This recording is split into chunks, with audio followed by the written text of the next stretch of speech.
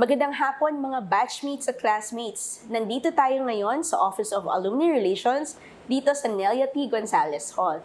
Kasama po natin ang ating tampok na panauhin para sa hapong ito, si Dr. Arsenio Elia. Magandang hapon, Dr. Elia. Magandang hapon. Ayan, bago tayo mag-umpisa, pwede niyo po bang batiin muna ang ating mga fellow classmates and batchmates na nanonood? Binibati ko ang aking mga classmates sa class 1973 as at the same time doon sa mga high school batchmates ko sa DAET, Camarines Norte High School Class 69. I'm very proud to be here. Sir, sa DAET ba, ano bang dialect ng magandang hapon? Wow, maray na hapon sa Indugabos. Sige sir, umpisahan na natin ang Okay. ating kwentuhan kasama ng ating mga batchmates at classmates.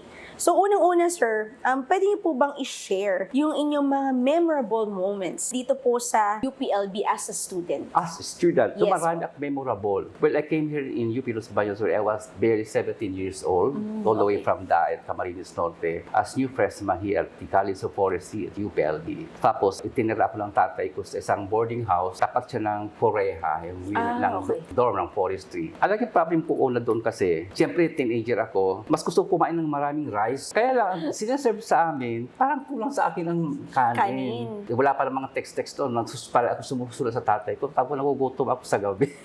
Sabi niya, pwede ba dagdagan mo na lang bayad mo sa boarding house sa pagkain mo para makarami kang kanin? Nahiya naman ako. Pwede kang humingi ng extra rice, kaya lang nahiya talaga ako. So, dapat i-stack ka na lang sa gabi, gano'n nun. Tapos pangalawa kong memories yung sa ROTC. Yes po. Yung, perhaps makikita yung scar ko dito sa in-nose kong ito. Ito ang bad experience ko sa ROTC kasi I cannot really study intense to hit. Napakainit sa drill ng sa ROTC. Pala ako nagkukulap, tumama ito sa baril ito. 3 beses nangyari ako natumba, gano'n. Nagigising na lang ako nasa infirmary na ako. Kasi ang infirmary kasi sa iba pa noon, yung DMST ngayon, yan ang infirmary namin. Saan ang RO po that? ROTC? Diyan, sa may ginagawa ng oval, diyan kami nagdi-drill. Diyan, sa may grandstand dyan eh. Okay po. Tapos, sa pang-memory ko yung freshman ako, na sa amin yung kukuha ka ng swimming sa PE. And then yung aming teacher sa PE, pinalapping kami, na maraming estudyante, mga lalaki. And then, after that, pumuha siya ng 10 estudyante sa swimming. Pala, tinitingnan niya yung ability mo to swim. Napili ako doon. Tapos, pinag-compete kami, yung kaming 10. Naka-second ako. Kinuha niya ako sa varsity ng UPLB swimming team. Pero hindi ko ma-perfect yung diving. Nilagay niya ako sa backstroke. Na-perfect ko yung backstroke. Isa pang memories ko, nang pumasok ako sa UP Barons Limited. When I joined the UP Barons Limited, this is an academic organization, civic organization, na-develop ang aking confidence. And then, siyempre, siyan ay na-expose ako lalo sa mga estudyante, na mga klase namin, nag-review kami ng dendrologies dyan sa Makiling, sa flat tracks na yan. Dendrology is identification of trees. Nagkasama kami. And then, kami mga bras, nabalaro kami ng volleyball tuwing hapon, hanggang sa develop yung skill ko sa volleyball, na-develop ko din doon, pumasok ko sa FPRDI. Grabe sir, napaka-active yun ng estudyante kayo. Yeah, talaga. Hanggang ngayon, active pa rin ako. Totoo yun. Naman. Ngayon sir naman, balikan natin, what inspired you to pursue a degree in forestry? Well, by accident kasi yan. Kasi actually, hindi ko dream na maging forester eh. Actually, my ambition then was to follow the footsteps of my 5 siblings na teachers sila lahat. Kasi, siyempre, exposure sa family, nakikita ko yung mga kapatid ko, mga maestra. So, gusto ko maging teacher. At the same time, second choice ko is I want to take up geography at UP Diliman. Kasi I like traveling. I want to meet people, kanilang mga, yung special indigenous people, yung mga pag-uugali nila. But then, yung aking faith, ay napunta ako sa world of trees na forestry. Ngayon, ito kasi ako kumuha ng forestry because I was inspired by our district forester in Camarines Norte. During our 4th year in high school, meron kami natawag na career orientation course. Mayroong doctor, mayroong nurse, mayroong engineers, mayroong yan nga may pari pa noon eh. May mga profession, may agriculturist, mayroong nga forester. Then, itong forester na nagsalita sa amin, nire-recruit niya kami na those who belong to the upper 10% of the graduating class, you can survive to study at UPLB. Kasi sabi niya, pag the moment you finish the course in forestry, it's a sure job. You don't need to compete with other profession. Hindi ka patapos ng trabaho, kukunin ka na marami talaga. Kasi during that time, ang wood industry is in boom talaga, especially sa Mindanao. Kaya kumuha ako ng forestry. 3 kami from DAET. Magkaka-school kami nung high school, nag-alang forestry. At lahat po yun naging forester? Lahat kami naging foresters. Okay. So ngayon po ba sir, may communication pa kayo? Ako kasi right after graduation in 1973, I was recruited by FPRDI for Pwede ko dati, DOST, as research assistant ako noon. And then, yung kasama kong dalawa lang year ng DNR. Although yung isa, si Mr. Mabesa, nag-join siya ng Cellofield Resources Corporation sa Abra as a company forester. Ako ang naiwanan sa Los Baños na hanggang sa mag-retire ako, dito na rin ako sa LB. Hanggang ngayon naman, pag nagkakaroon kami ng high school, nag-a-attend pa rin sila.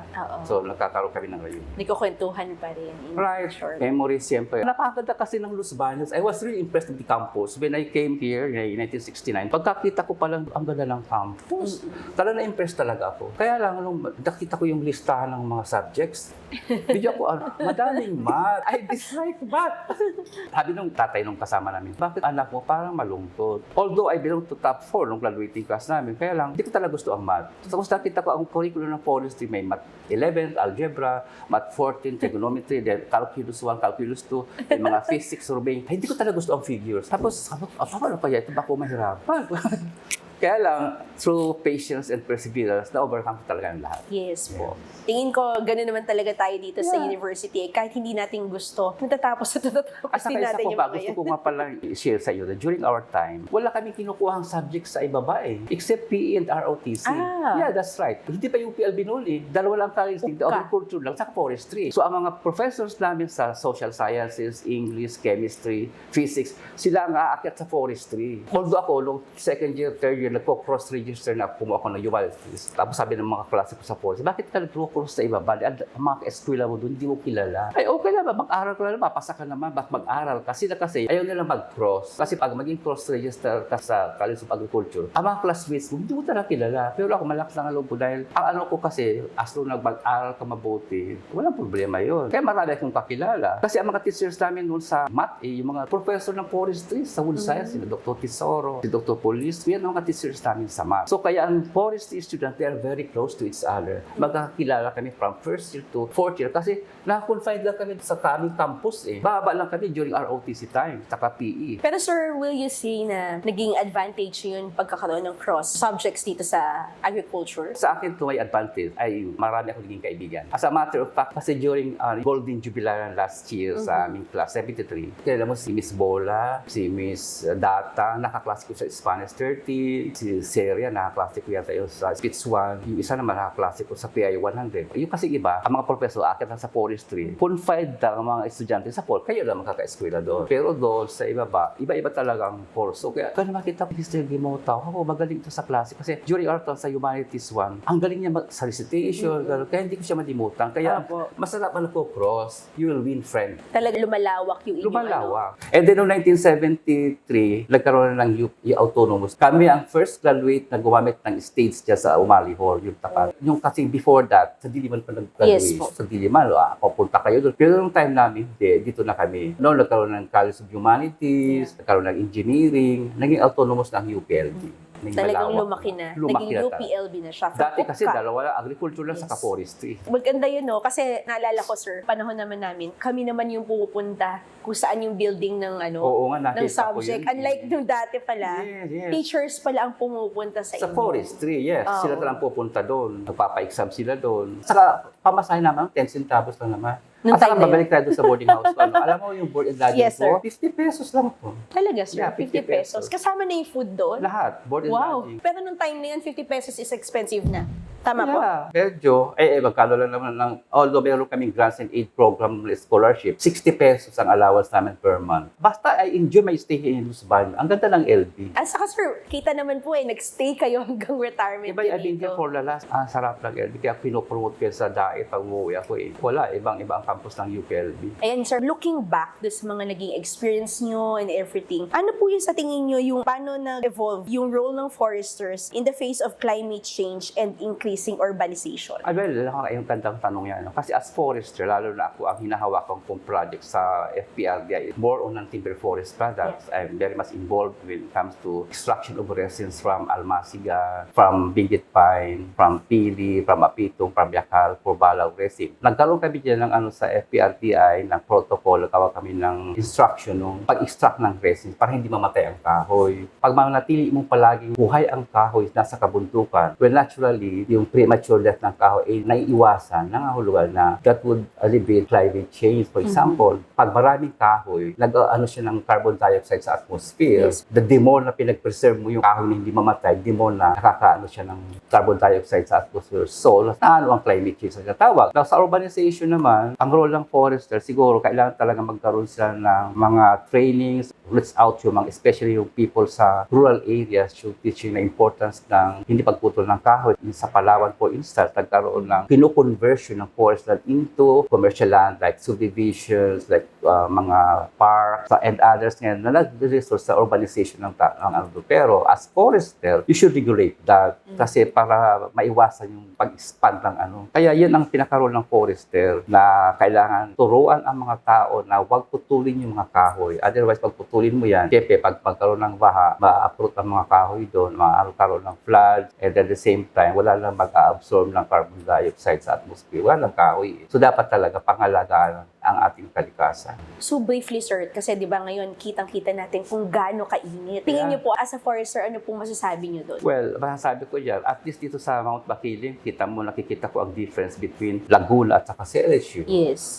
Kung nakapunta kayo sa grabe ang init, Isabela, Nueva Ecija, kasi walang kahoy.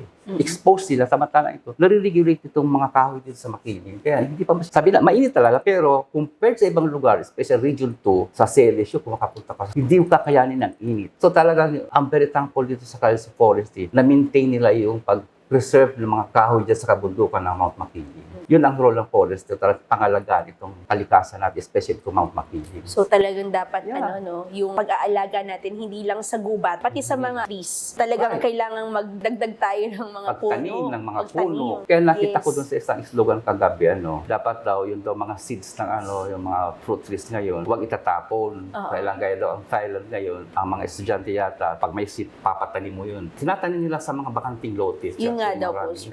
Actually, nakita ko yun sa Facebook page. Ako din, nabasa Parang ang ko yun. sinasabi nila, kung meron ka daw buto, itapon mo lang daw sa Yes, tapon yung vacant mo. land. Vacant Tapos land. eventually daw kasi tubo at tutubo. Totoo Wait, naman. does it really, Yeah, that's nabubuhay right. po talaga siya Nabubuhay. even without the Nabubuhay care. siya. Kasi adapted siya dun eh. Mabubuhay talaga yun. Kahit sa tindi ng init po ngayon, sir? Eventually naman, at least, although may nakita ako dito sa Putuan, yung kaibigan ko dinalaw ko, yung kanya mga durian sa rambutan, naglalaglagan ng dahon. Oo. Kasi hindi niya nadidilig. Wala na talaga tubig.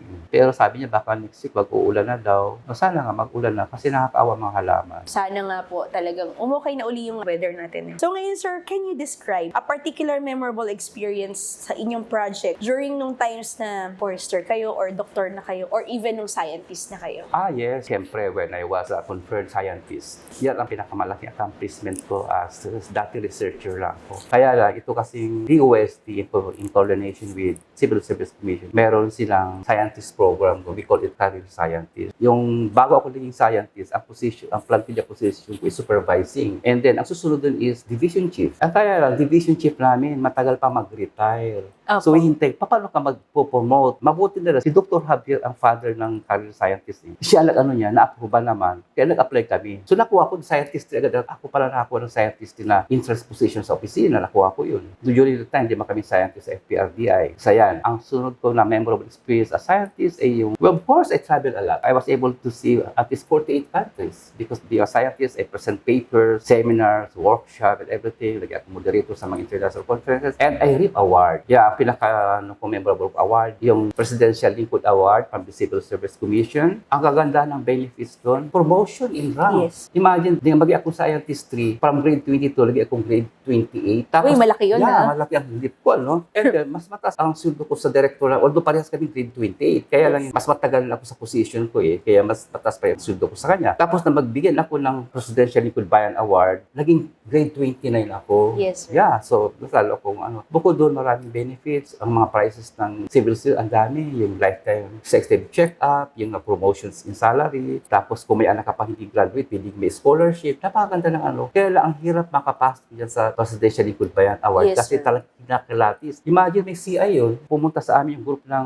mga taga-civil service, i-interview To check. kung ang relationship ko sa mga driver, sa mga ganito, faculty, ang 201 file mo, kung may kaso ka, kung may unliquidated ka, mga cash advances, gano'n. Tapos i-interviewin yung mga, pati kapit-bahay ni-interview. yung kaaway mo. Kasi ano yan, kung tawagin ng civil service, honor program ng civil service, honor. Kaya dapat wala ka talagang bahid. Kumbaga, totoo yan. Totoo yan, walang bahid. At saka Kaya, sir, di ba ang gawad pangu na sa civil service ay pinakamataas po yan, tama po? Pinakamataas. Pinakamataas na award na Pinakamataas pwedeng maibigay award sa yes. isang Pilipino. That's right. Pinakamataas siya na award. Ang isa pa yung Outstanding Filipino Award. Sabi niyo nung tinanong ako sa, alam mo, sir, ang mahigpit yung nakalaban ka sa award niya, si Loren Ligarda. Kaya lang, hindi lang yung advocacy ang environment eh. Si Ligarda kasi, advocacy lang yun. Hindi gaya mo, pupunta ka sa bundok, nagtatapon ng mga kahoy, natutulong ko sa mga katutubong tao, ganyan. Yan ang role. At saka isa pa, isa sa mga judges, si Antonio Cirillo, yung governor ng ano ngayon, Zamboanga del Norte, dati siyang leader secretary, na makita yung mga projects ko. Talagang inukrahan na kaya nakuha ko yung TOEFL award. Ito yung TOEFL na isa sa mga prizes yan. And then, isa pang magandang award yun. Siyempre, naging UPLB, Alumni Association, yung UPLB. Alam mo yung TOA? Yes. May nag-interview sa aking bata dito, yung mga credentials, ibigay mo papers, TOA Award, then Mangpuno Award ng College of Forestry. Isa din sa pinakamataas sa Nakama. forestry na award. Kasi pag sinabing Mangpuno, ang Mangpuno kasi, that's the hardest wood in the Philippines. Yes. Kaya Mangpuno Award ka. Tira mo yan, nung magtanggap ko yung Mangpuno Award sa forestry. Niisip ko, never in my wildest dream, ayaw ko talaga ng forestry. Tapos Mangpuno Award yan. Exactly. Totoo yan. Ni-mention ko sa mga interviews sa akin, ako yung na-elect dyan na board of directors sa Alumni Association. Talagang hindi ako nag-hesitate. Every alumni homecoming na atin kasi may wala kinari na utang na sa College of Forestry. Tapos yung UPAA, Alumni, Distinguished Alumnus, nakuha ko din yan. Sa Dilianga din ng mga, yung sasabi ko sa'yo na bago mag-awarding, mayroong mga protocol pang ganito, Yes. ganito. Si Boss Ansulo ang MC. Ang ganda rin ng presentation. Tapos yung LRC Peers Achievement Award. Yan ang isa yung mga memories. Tapos gusto ko i-share sa iyo yung memories ko as scientist sa fieldwork. Well, ako sabi ko nga sa'yo, swimmer ako. One time when I conducted a sort of fieldwork sa Samar, may project ko dun sa Inabangan Samar, sa bundok, tungkol sa topping ng Almasiga. Meron akong 13,000 cash prize para sa sundo ng mga tauhan ko sa bundok. Kaya lang, caretaker, sabi niya, hindi tayo pwedeng umakyat sa bundok dahil baha daw ang ilog. Nakita ko nga, 50 meters lang naman ang width ng ilog not that malaki. Kaya ko langoyin. Kaya lang, malakas ang current. O sige, mag-hire tayo ng boat. Nag-hire ng boat, 5 kami sumakay, may katig naman. Although ang capacity pala ng 3. Nakakita ko, ganito na lang ang ng boat, yung bang nakalitaw. Although, palagi nasa isip ko, swimmer ako. Pagdating sa gitna, itong RA kong kasama, lumuhod siya. Kuya RC, kulang kita ng picture. Pag-load, biglang natumba yung boat. Pinapitan ko si Tatang. Binitawa ko, ang bilis ng pangakita ko na lang sila, magkakasama sila, nakakapit sila sa boat. Ako, niyawan sa gitna. Yan ang lesson learned. Presence of mind. Freestyle ako. Pagod na ako. Tapos, 10 meters away, pa yung pampang, Naku, nag-breaststroke ako. Nagsisigawan yung mga tao doon. Alisin ko daw sapatos. I-release out ko yung ground level. Ang lalim. Hanggang sa lakarate ako doon sa pampang. Nangingin. Yung mga katawan ko. Sa pagod. Kasi lakas ang current, sir, eh. Ang current. Kinuha na lang ako mga tao, kinarga na ako doon. Ang pangalawang ko, sa Palawan. Sa Palawan, nagkanda ako ng inventaryo ng mga kahoy. Siyempre, maghapong kalakad ng lakad sa bundok. Every 100 meters may ahas. Tapos pagod na, gusto kong maupo. Sabi ko, Abet, gusto ko talaga maupo. May nakita akong parang troso maliit. Gusto ko upuan. Dinalapitan ko. Nag-uupo, gumalaw. Yung pala yung python, sawa. Oh my God. Ganun kalaki, sir? Malaki. Pero umalis sa akin. Isa pang experience ko sa Palawan. Ginabi kami sa interview. Ang advice sa akin ng kasamahan namin pala, huwag ka makikipag-inuman sa mga tao doon. Kasi pwede kang lasunin, lalagay doon sa pupo, gano'n. And then sila rin ang gagamot sa iyo. So sabi nung kasama na, hindi tayo makakabalik sa Puerto Princesa. So dito tayo matulog sa bahay nitong katutubo. Ito naman katutubo, very hospitable. Bumili ng isang case na beer. Tapos may balo akong tubig, minalo. Sabi, bakit daw hindi ako uminom ng tubig niya? Sabi ko, ito na sa akin, meron akong tubig. Tapos sabi ko, gusto ko lang po magpahinga kasi ayaw ko daw inom, matutulog na ako. Mabait sila. Kilulambuan pa. Sila lang inuman sa labas. Sila lang mga katutubo doon. Kaming dalawa magkasama ko hindi. Tapos kung naman, siguro 1 o'clock, nagising ako. Para bang at bango ko. Then sinisigaw, may humahabol sa akin. Pinuntahan ako nung may-ari ng bahay. Sir, bakit to? Bakit kaya? Kulang na lang sabihin ko, ang napanaginipian ko, ikaw, yung mukha mo. Oh my God. Yung katutubo, ikaw ang mahabol sa akin. Pero ang the worst experience ko sa fieldwork, isa pa, yung sa Palawan din. Sumakay kami ng walang available na habal-habal, pupunta sa area. So makikisakay kami sa 6x6 na truck. Kami nakisakay ng mga tao doon sa likod kasi they took the advantage of having transportation. Pagdating sa gitna, wala ng preno, kita ko ang lalim. Wala ko, patay ako dito. Mambo, smart yung driver. Isinagad niya doon sa tabi ng ganito. Di na po hinahinto. May tumusok sa akin dito. Saka dito dito sa likod. Ginalo ko nung kasama ko. Kita ko yung driver, puro dugo yung paa niya. Yung mga tao nagtalsikan sa ilalim. Tapos kita ko talaga, bakit hindi ako natusok yung spinal ko eh. Dito. At sakit talaga, saka dito. Kaya isa pa, share ko ito. Sa Compostela Valley sa Davao, punta kami sa bundok din. At that time, hindi na ako bata, 52 na ako. Tapos ka-opera ko lang, siguro 2 years para ako opera ng gallbladder. Lakas ng loob talaga. Na-dare ako na maglakad 25 kilometers kasi walang sasakyan, walang habal-habal. You have to walk. Nag-stay kami doon sa bundok ng more than 1 month to conduct inventory of Masiga trees, at the same time, conduct ng initial tapping, mag-interview ng mga mandaya na tao. And then, nung after that 1.5 months, di babalik na naman doon sa New Bataan, yung pinakamalapit na bayan. Talagang ayaw ko lang maglakad. Parang maglalakad ako another 25 kilometers, gano'n, kalayo. Inausap ko yung barangay captain doon sa sitio na yun. Kasi nakikita ko may mga kabayo. Tatransport sila ng Manila Hip. Yung bang abaka, nalalagay lang sa kabayo. Sabi ko, Paolo, i-hire ako ng kabayo. Ayaw ko na maglakad. Nag-hire sila ng kabayo. Hinihila ko sa kabayo.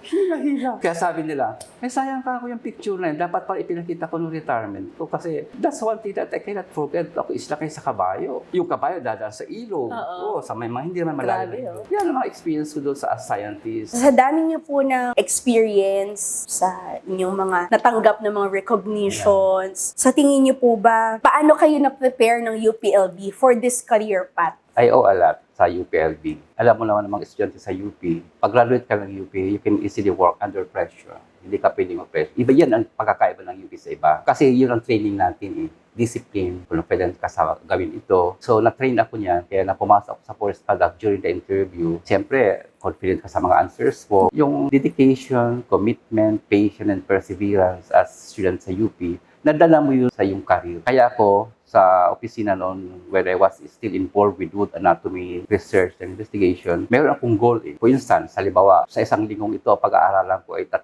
species, complete wood anatomical characteristics, kasamang fiber analysis, nagba-microscope ako noon. Kailangan matapos ko ito within 1 week. Para next week, iba naman pag-aaralan ko. Dapat may goal ka talaga. Kaya yung discipline ko as a student sa UPLB, na-carry over ko yun hanggang sa pagtrabaho ko. Yung magsusulat ka sa office, bago ka maging scientist, you have to publish mga books na yan, bulletin, everything. You have to present papers, both local and international. Marami akong winners dyan sa pag-present ko ng paper, poster, yung oral presentation. Na-carry over ko yan doon sa training sa akin sa UP as student. Na-carry mo talaga hanggang sa pagtrabaho mo.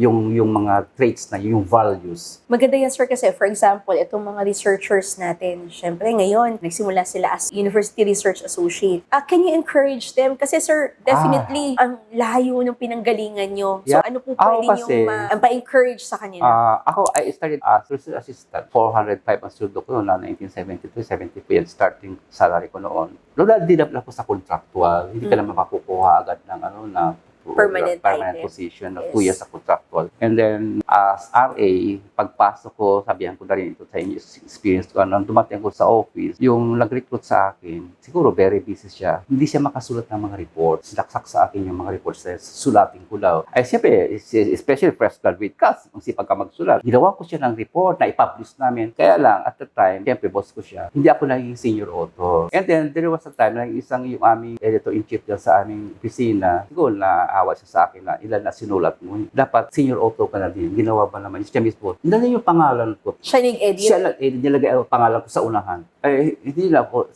Nalaman naman yung director namin, okay na sa kanya. Bayaan mo na, marami kami na naisulat. So, ang advice ko sa mga bagong researcher na bago pa lang, don't stop working no matter what happens. Inspire everyone. Magsulat ka. Yan lang pagiging scientist ka. Sulat ka ng sulat eh. Kaya mga advice ko sa mga kabataan na ngayon na no matter what happens, don't stop working. Don't stop writing and publish. Yan talaga kailangan pa. Lalo sa UP, di ba kailangan publication? Yes po, publication. To be promoted. Saka dapat, bagay humble ka din na yung iba kasi nalaman sa boss na ako hindi. Marunong ako mag-adjust sa ganyan. Boss mo siya eh. Although hindi naman siguro sa lahat, pero nandun pa yung respeto ko. Huwag lang kakaligtaan yun. The respect po siguro. Respect. Hindi ko na yung kaligtaan yun. Ngayon, sir, how do you incorporate the values or lessons learned from UPLB sa inyong everyday na pamumuhay? Sabi ko nga, patience and perseverance, dedication and commitment, and hindi ako naniniwala sa manana habit. If you can finish your work now, do it. Huwag mo lang hintayin tomorrow. Yan, parang ko sinasabi sa not only sa aking friends, sa mga kaibigan ko yan, ang dala-dala ko palagi na, bakit papabukas ko pa yun? Kung kaya mo lang tapusin yun. Totoo nga. Kaya palagi kong ini-emphasize sa kanila, don't adhere.